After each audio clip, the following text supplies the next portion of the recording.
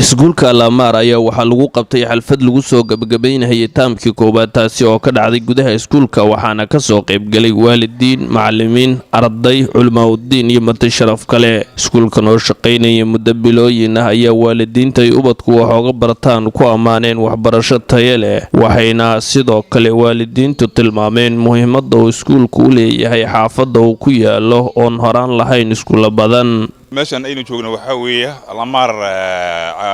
integrated school anagoo waalidiinta oo badan baa waxaan ka soo qayb galay xafladii lagu xirahayay taamka u horeeyay iskuulka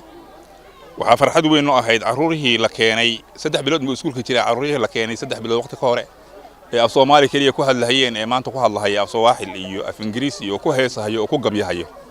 waxa weeye ammaan weyn waxaan u soo jeedinayaa sida ay macallimiinta iyo isugu xiran yihiin waalidiinta iyo ardayda taa ayaa sabab u ahayd in iskuulkii guul inta la eg uu ka gaaro muddada yar ee kooban waana ko wasaaziga maanta Amaar integrated academy imaanay oo iskuulka xiritaankiisa u imaanay waan u mahad celinaynaa macallimiinteena wanaagsan ilmeen si fiican bayna u akhriyaan ilmeen alxamdulillah maalintan kaysanayna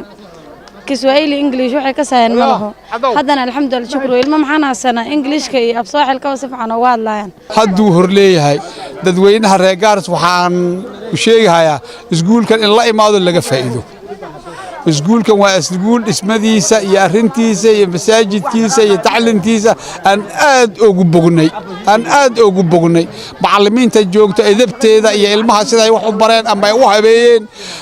waa iskuul aad u bognay dhanka kale agaasimaha iskuulka ayaan ka wareysanay habsami socodka waxbarasho ee dugsiga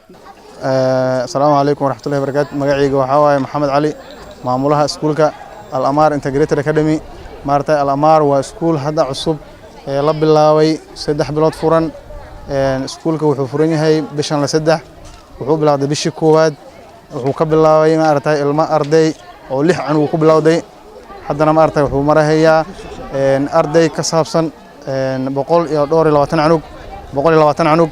marka iskuulka wuxuu leeyahay diini iyo dunubi maartay waa xafladii maartay koowaad aan isku u maanay iskuulka lagu xireeyay marka duqeydii maartay wasaaziga ilmaha dhaleen aan ku soo dhaweynay ilmaha maartay akhriska ku hormaray kuwa diinta ku hormaray kuwa nadaafada ku hormaray kudi maartay zawaad baan siinay maartay waa xaflad maartay aan maartay lagu la farxsan yahay waxaan leenahay maartay dadka kala banaanka naga jiro Amaar integrated academy ku soo dhawaada